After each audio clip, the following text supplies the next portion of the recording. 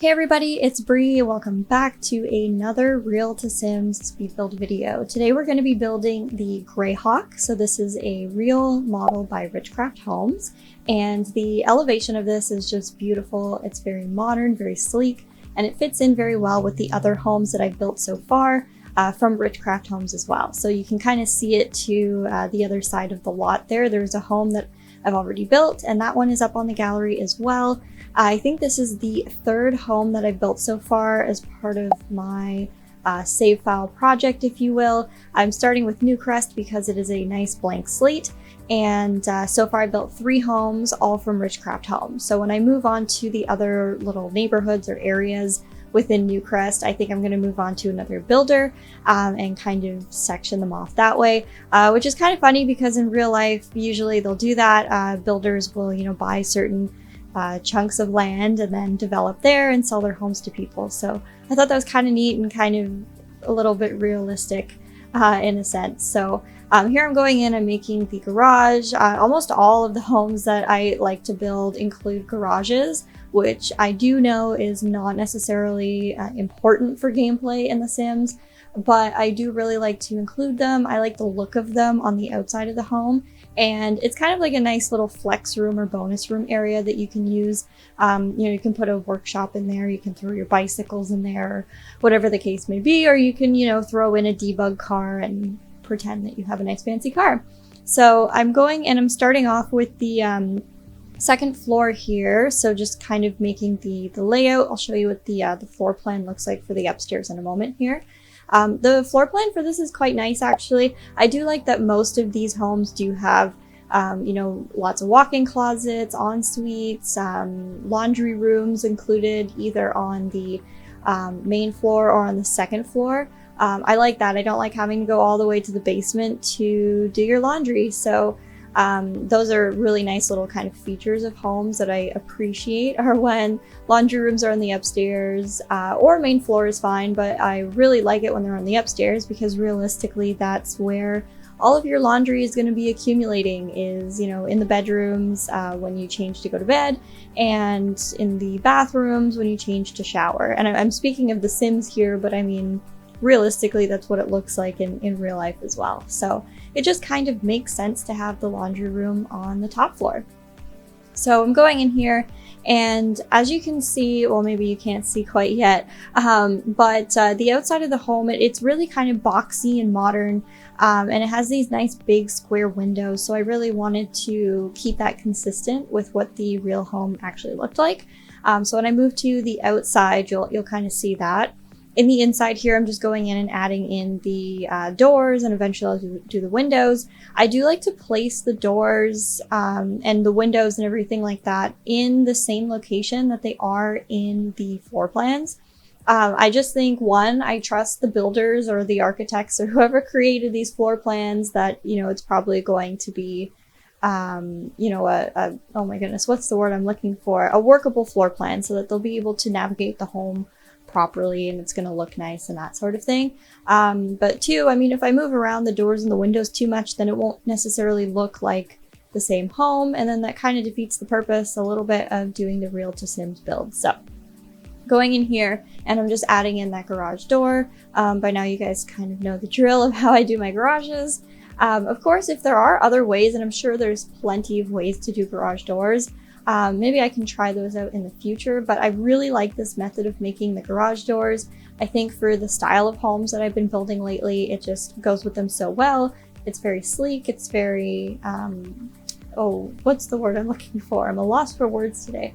It's just very sleek and nice and tidy. So I do like the look of those garage doors. And usually I'll just kind of place the door frame so that it's there. And then I'll go in more likely towards the end to add in the panels on the wall to kind of complete it. But I'm just going in here with the roofs. Sometimes I find it a little tricky to get those like corner pieces. As you can see, I'm kind of playing around with it a little bit here.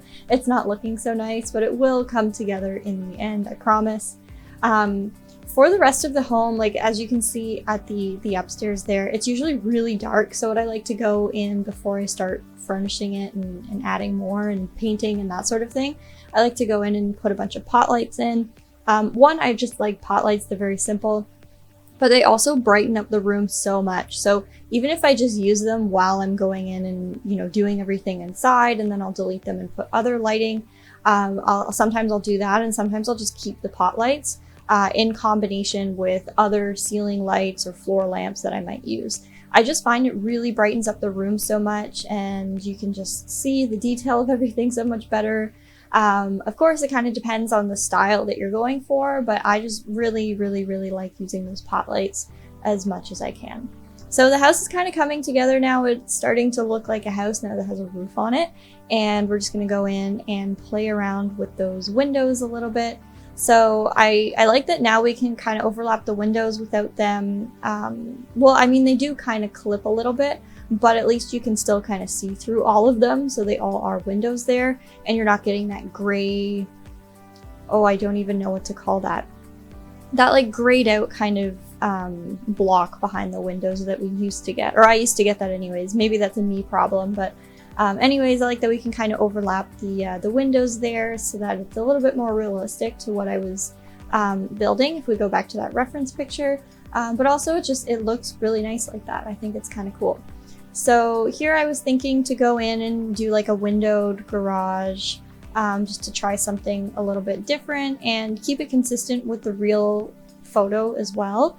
So I did put windows just at the like top of the garage door, which I think is pretty common. I've seen many garage doors that have those windows that are just kind of at the top of the door. So I'm pretty happy with how it turned out. I think it looks pretty realistic, and it's just slightly different from what I've done before, which makes it still cohesive with the other homes in the neighborhood, but just a little bit different and unique to this build. So I'm going in here with some siding.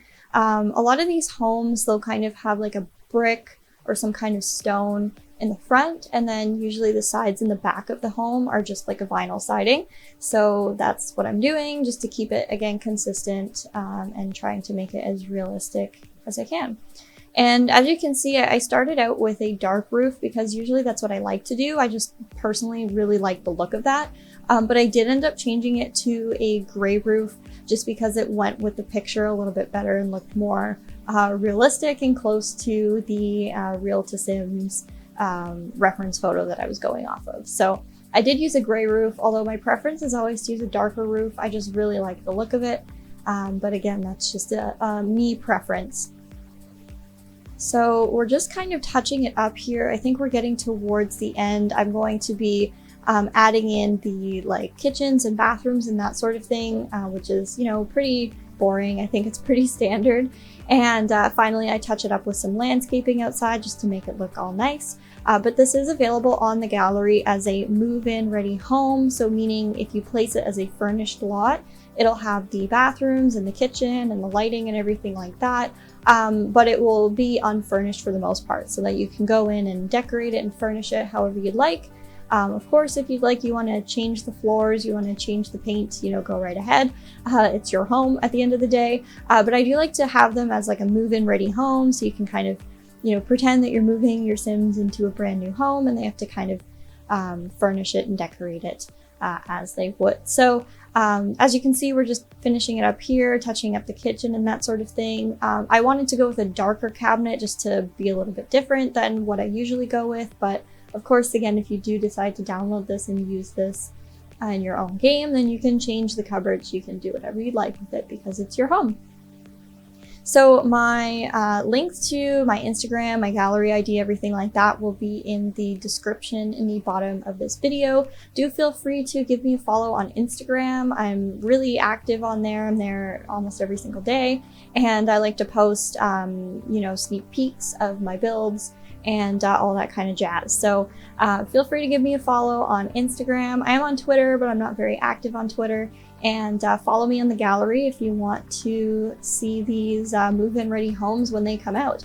I build quite often throughout the week, so I do have new releases there. I definitely release them more often or more frequently on the gallery than I'm able to get them up on YouTube. So definitely do give me a subscribe if you want to watch more of these fun speed build videos and other videos that I have ideas for coming up later on. But for now, if you do want to follow me on the gallery, that's probably your best way to get, first dibs, for lack of a better term, on these move-in ready homes, because they will be posted up on the gallery much before they are on YouTube.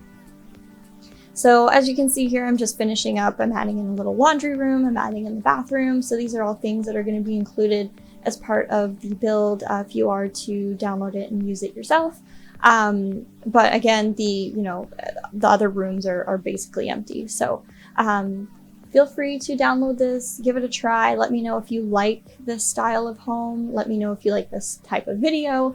Any and all feedback is appreciated. So thanks again for stopping by and for watching. Again, feel free to give me a follow on YouTube, on Instagram, and on the gallery. And if you do download this build, then enjoy your new home. Thanks for watching. Bye-bye.